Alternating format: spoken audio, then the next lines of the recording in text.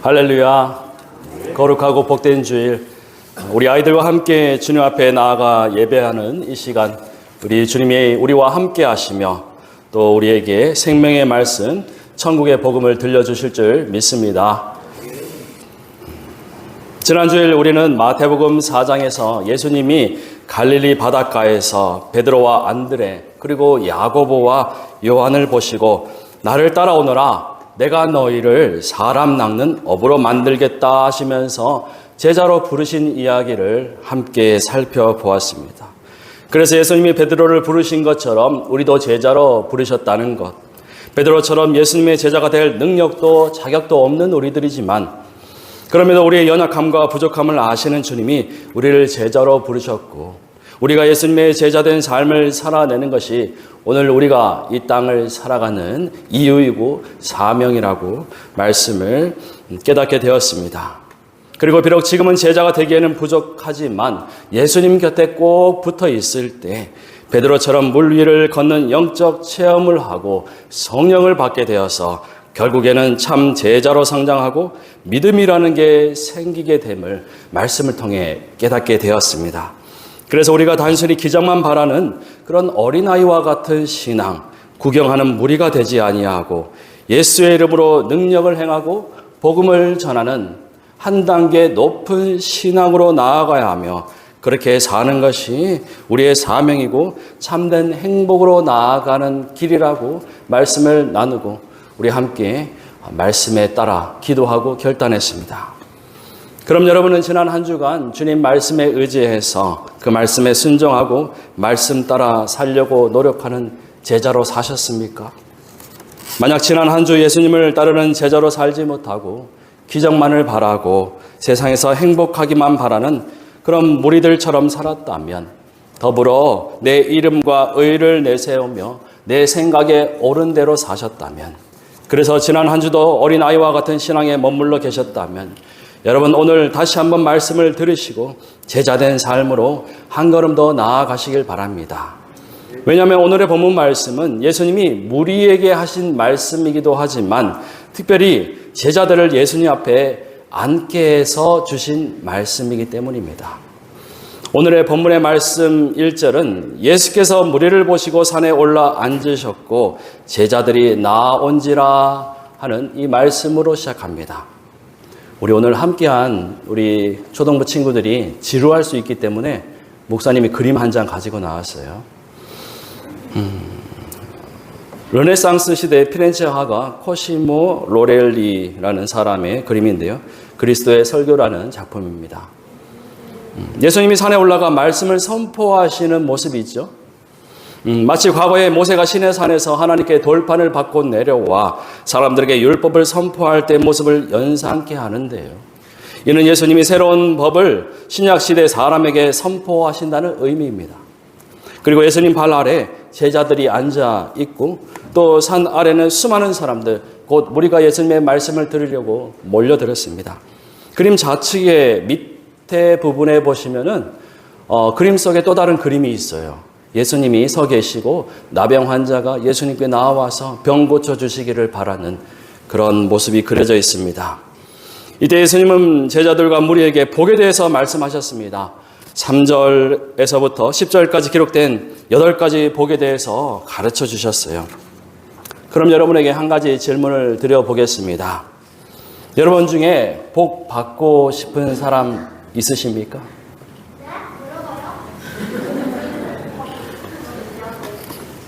질문이 좀 어려운 것 같아서 질문을 좀 바꿔서 물어보겠습니다.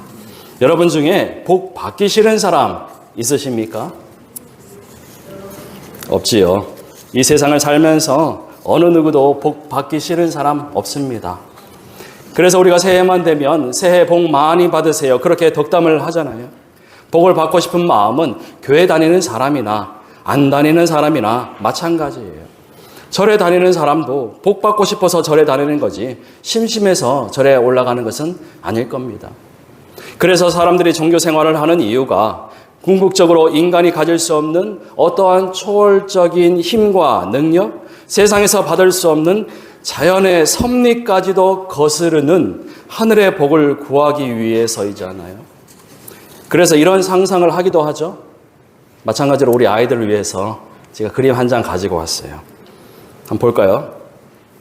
하늘에서 음식이 내린다면, 어디선가 돈이 쏟아진다면, 내가 바라는 그 일이 지금 당장 이루어진다면, 내가 갖고 싶은 그 대학에 탁 합격하고, 내가 들어가고 싶은 직장에 들어가고, 내가 오르고 싶었던 그 높은 자리에 올라간다면, 여러분, 이것이 여러분이 생각하는 복이라고 하신다면, 죄송하지만 오늘 마태복음 말씀 속 예수님이 말씀하시는 그 복은 매우 다른 복입니다. 아니, 그 복과는 다른 아주 수준 높은 복입니다.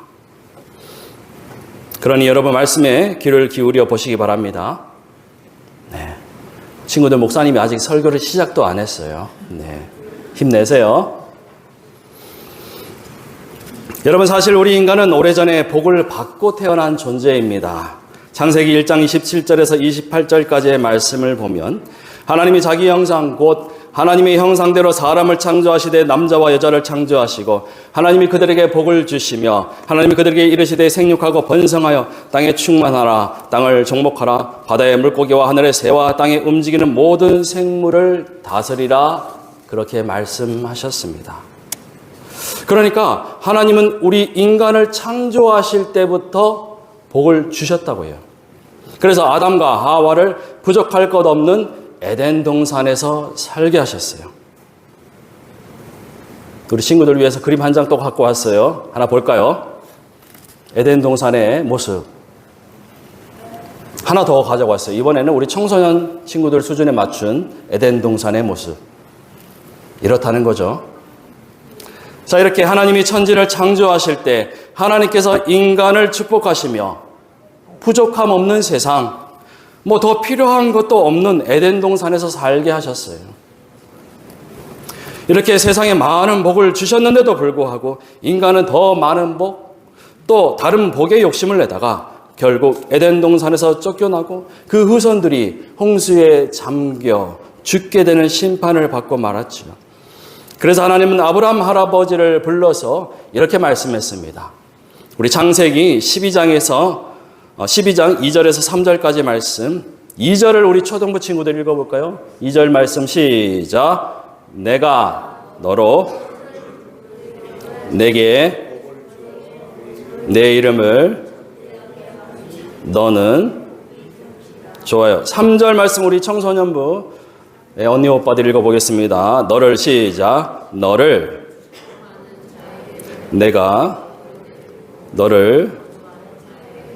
내가 너로 말미암아.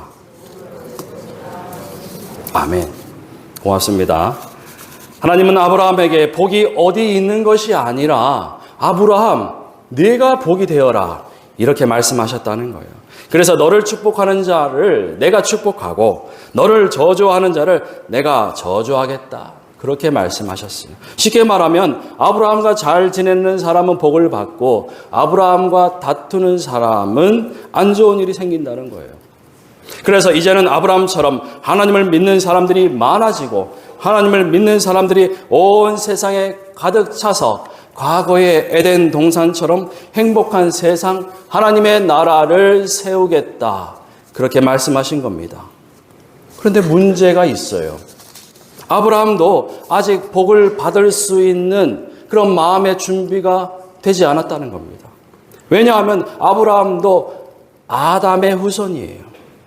그 마음에 욕심과 미움이 가득 차 있고 죄를 지으며 살았던 다른 사람들과 똑같은 인간이라는 겁니다. 그래서 거룩한 하나님이 주시는 복을 받을 수 있는 깨끗한 그릇과 같은 모습이 아니었다는 게 문제였어요. 그래서 아브라함이 점점 복을 받을 수 있는 사람으로 바뀌는 모습을 기록한 것이 바로 창세기입니다. 그리고 아브라함의 아들 이삭과 이삭의 아들 야곱 그리고 그 후손 이스라엘이 어떻게 하나님의 복을 받고 살았는지 기록한 것이 구약 성경이라는 겁니다. 마찬가지로 우리도 하나님이 주시는 복을 받으려면 준비가 되어 있어야 해요.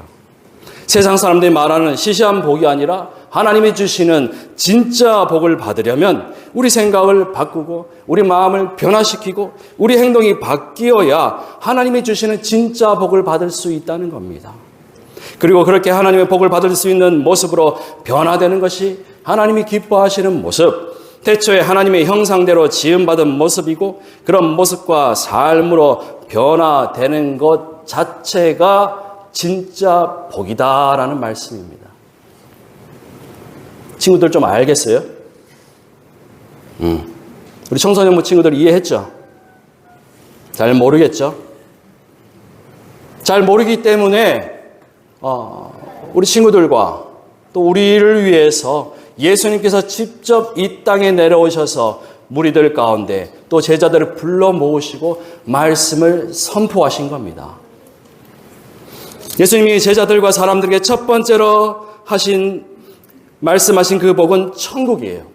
8가지 복 중에 가장 첫 번째로 이 복에 대해서 말씀하신 이유는 천국에 들어가는 것이 가장 큰 복이고 또 천국이 무엇인지 아는 사람이 복된 사람이기 때문이죠. 여러분 중에 천국에 가고 싶지 않은 사람은 없잖아요. 그럼 여러분 천국은 어떤 곳일까요? 아까 언급한 에덴 동산과 같은 곳이지요. 요한계시록 22장 말씀에는 천국에 대해서 자세히 기록되어 있습니다. 천국에는 생명나무가 있어서 그 열매를 먹는 사람은 영원한 생명을 누릴 수가 있다고 해요. 또 그 나무 잎은 치료하는 약이 되어 천국에는 아픈 사람이 없다고 해요. 그리고 다시는 저주가 없습니다. 미움이나 다툼, 불행한 일이 없다는 거지요. 또한 무서운 밤이 없는 항상 밝은 빛이 가득한 세상이에요. 그래서 그곳에서 우리는 예수님과 함께 영원히 왕처럼 살 것이라고, 그런 곳이 천국이라고 기록하고 있어요. 그런 천국에 가고 싶지 않은 사람이 누가 있겠어요? 다 가고 싶어요. 심지어 하나님을 모르는 사람도 죽어서 지옥에 간다 그렇게 말하면 좋아하지 않아요. 천국 가세요 하면 기분 좋아하고요. 그런데 문제는 그 좋은 천국에 누가 갈 수 있느냐? 예수님이 말씀하시기를 심령이 가난한 자가 갈 수 있다 하셨어요. 여러분, 심령이 가난하다는 것은 무슨 말일까요? 우리는 다 부자가 되고 싶잖아요. 가난하고 싶지 않잖아요. 그런데 예수님은 심령이 가난해야 천국에 들어가는 복이 있다 하셨어요. 여러분, 제가 맨 처음에 보여드린 그 그림 생각나시죠? 예수님 앞에 찾아온 사람들은 다들 가난한 사람들이었어요. 태어나면서부터 돈이 없고 집이 없고 도와줄 가족들이 없었어요. 로마 제국의 나라를 빼앗기고 땅을 빼앗기고 역사와 문화와 종교를 빼앗겨 버렸어요. 하루 종일 열심히 일해도 저녁이 되어서 가족들과 함께 저녁밥을 먹지 못하는 사람, 그래서 배고프고 억울하고 마음이 아픈 사람, 도움받지 못하고 사랑받지 못하는 정말 외로운 사람, 그래서 어떨 때는 정말로 죽고 싶다, 차라리 죽는 게 낫겠다, 그런 생각까지 할 정도로 정말 가진 것 없고 아픈 사람들이었어요. 예수님은 그런 사람들의 마음을 아시고 위로해 주신 겁니다. 눈물을 닦아주셨고 마음의 상처를 치료해 주셨고 육신의 질병과 아픔을 고쳐주셨어요. 그리고 그 사람들에게 힘이 되는 말씀을 주셨어요. 너희가 이 땅에서는 가난하게 살았으나 천국이라는 복을 주겠다, 그렇게 말씀하신 겁니다. 여러분, 이 말씀은 지금 우리가 사는 이 시대에도 주시는 말씀이에요. 만약 여러분 중에 내가 가난하다 생각되면, 내가 정말 가진 것 없고 도와주는 사람이 없다고 생각이 되면 오늘 이 말씀이 그분에게 위로가 되는 말씀이 되시기를 간절히 소망합니다. 그런데 생각해보면 우리보다 더 가난한 사람은 이 세상에 참 많이 있어요. 세상에서 가장 가난한 나라가 어디일까요? 가장 가난하고 배고프고 아픈 사람이 많은 나라가 어디일까요? 여러 나라에 가난한 사람들이 많이 있겠지만 같은 민족인 북한에 있는 우리 동포들을 빼놓을 수는 없을 겁니다. 북한에 사는 사람들 정말 가난해요. 김정은과 공산당 간부들은 풍족하게 살겠지만 대부분의 북한 주민들은 정말 가난하게 배고프게 살고 있어요. 아직도 먹지 못해서 굶어 죽는 아이들이 많습니다. 입을 옷이 없고요, 따뜻한 집이 없는 아이들이 정말 많습니다. 그 흔한 아스피린, 항생제 하나 없어서 아편을 먹고 술을 마시고 그렇게 고통받는 사람들이 참으로 많아요. 제가 작년에 외국에 나가서 북한 사람을 만난 적이 있어요. 북한에 간 것은 아니고 북한을 탈북해서 동남아로 나아온 그 탈북민을 만났습니다. 탈북민에게 하나님이 당신을 얼마나 사랑하는지, 그리고 하나님이 당신에게 주시겠다고 약속하신 가장 큰 복, 천국에 대해서 이야기를 하고 들려주었을 때 처음에는 믿지 않았지만 시간이 지나고 말씀을 계속 들으면서 기뻐하고 놀라워하고 말씀을 더 듣고 싶어하는 모습을 보았어요. 마치 이미 천국에 들어간 사람처럼 그 표정이 밝아지고 얼굴에 기쁨으로 가득 찬 모습으로 변화되는 그들을 보면서, 그래, 예수님이 바로 저 사람을 위해서 천국을 약속하셨구나 깨닫게 되었습니다. 그럼 여러분, 나는 북한 사람도 아니고 삼시세끼 밥을 잘 먹고 또 따뜻한 집에서 잠 잘 자고 부모님도 계시고, 그래서 나는 가난한 사람이 아닌 것 같은데, 목사님, 그럼 나는 천국에 못 가는 건가요? 우리 친구들이 이렇게 질문할 수 있잖아요. 여러분, 너무 걱정하지 마세요. 예수님이 말씀하신 심령이 가난한 자라는 말에는 또 다른 의미가 있습니다. 그리고 이것이 오늘 우리가 알아야 할 핵심 말씀이에요. 심령이 가난한 사람이란 내가 풍족하게 편안하게 살면서도 세상의 아픔을 알고 가난한 사람을 돌봐주는 사람, 아픈 사람을 일으켜주는 사람, 억울한 사람의 이야기를 들어주고 우는 사람과 함께 울어주고 외로운 사람의 친구가 되어주는, 그래서 가난하고 어렵게 사는 사람을 보면 그들을 무시하거나 함부로 대하는 것이 아니라 그들과 나를 똑같이 생각하면서 옆에 있어주고 그들을 위로해주고 기도해주는 사람이에요. 그래서 하늘나라 높은 보좌를 버리시고 이 땅에 인간의 모습으로 오신 예수님, 가난한 요셉과 마리아 가정의 아들로 태어난 그날부터 따뜻하고 좋은 집이 아닌 차디찬 말 구유에 누우셨고, 그래서 가난하고 힘든 일을 하는 사람, 외로운 사람, 죄 지은 사람의 친구가 되어주셨으며 병든 사람을 고쳐주시며 사셨던 예수님처럼 사랑과 겸손과 섬기는 마음을 가진 사람이 심령이 가난한 자라는 겁니다. 그리고 그런 사람은 이렇게 기도하죠. 하나님, 저는 정말 약한 사람이에요. 지혜가 부족한 사람이고 마음이 외로운 사람이에요. 나의 약한 몸과 마음을 하나님이 여호수아에게 주신 담대한 말씀으로 채워주시기를 소망합니다. 나의 부족한 지혜를 하나님이 솔로몬에게 주신 지혜의 말씀으로 채워주시기를 기도합니다. 이렇게 겸손한 마음으로 하나님께 기도하는 사람, 복되신 말씀을 사모하며 간절히 구하는 자가 바로 심령이 가난한 자라는 겁니다. 초등부 친구들, 어때요? 천국 가기가 쉽습니까? 어렵죠. 이 정도 노력도 하지 않고 천국에 가려고 하면 안 된다는 거예요. 여러분, 심령이 가난한 자 되시길 바랍니다. 내 이름, 내 능력 자랑하지 마세요. 과거의 세상에서 뭐 했다 자랑하지 마세요. 잘난 사람, 돈 많은 사람, 그래서 돈이면 뭐든 할 수 있다고 힘 자랑하고 내 이름을 높이는 사람, 하나님 보시기에 그 사람은 교만한 자입니다. 세상에서 부자로 사는 자들을 향해서 예수님은 부자가 천국에 들어가기가 낙타가 바늘기 들어가는 것보다 더 어렵다 말씀하셨잖아요. 왜 예수님이 제자들을 불러 앉혀놓고 이 말씀을 가장 먼저 하셨겠어요?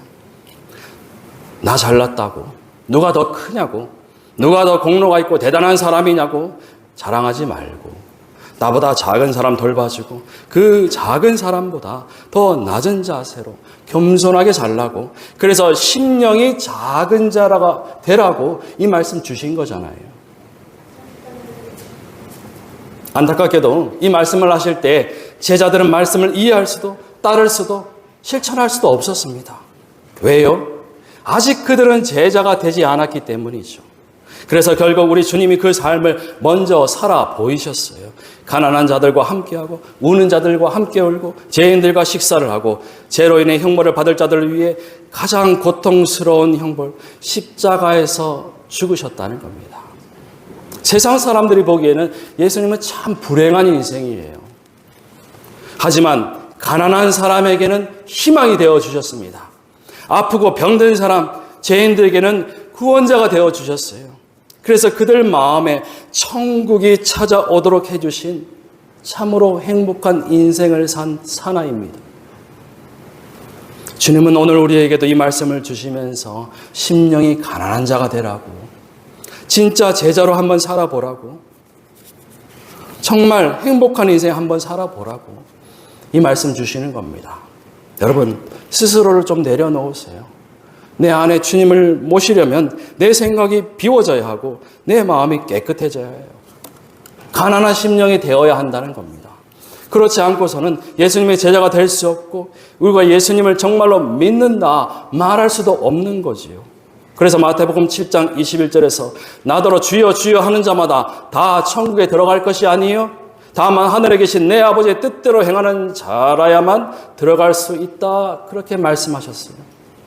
말로만 믿는다 하지 말고 하나님 아버지 뜻대로 행하지 않으면, 즉 말씀대로 심령이 가난하지 않으면 그날에 하나님의 우리의 이름을 부르시고 우리가 심판대 앞에 섰을 때 우리가 아무리 교회에서 목사고 장로고 권사고 집사로 일했다 할지라도 주님의 우리의 이름을 도무지 알지 못한다, 나를 떠나가라, 그렇게 말씀하신대요. 그럼 천국에 못 들어가는 거죠. 사랑하는 동북교회 성도 여러분, 오늘 우리가 심령이 가난한 자 되기를 소망합니다. 주는 대로 받아먹는 어린아이와 같은 심령으로 말씀에 순종하되 나만 생각하는 어린아이와 같은 신앙에 머물러 있지는 않기를 바랍니다. 믿지 않는 가족을 위해 기도하고 어려운 형제를 도와주고 아파하는 이웃을 돌봐주고 또 나보다 더 가난한 자에게 내가 가진 그 작은 오병이어를 나눠주는, 그래서 하나님 보시기에 심령한 자, 심령이 가난한 자, 복의 근원이 되고 축복의 통로가 되는 삶을 살아내시기를 소망합니다. 이번 한 주도 이 말씀 꼭 붙들고 살아가실 때 나는 죽고 예수만 사는 인생, 무리가 아닌 제자가 되어 세상을 이기는 복된 한 주가 되시기를 주님의 이름으로 간절히 축원합니다. 여러분, 이 말씀 기억하시며 우리 함께 찬양으로 고백하겠습니다. 여러분, 나를 버리고 우리 주님의 길을 함께 따라가기를 원합니다. 버려야만, 내가 가난해야만 주님을 따라갈 수 있다는 오늘 이 찬양 함께 우리 믿음으로 고백합시다.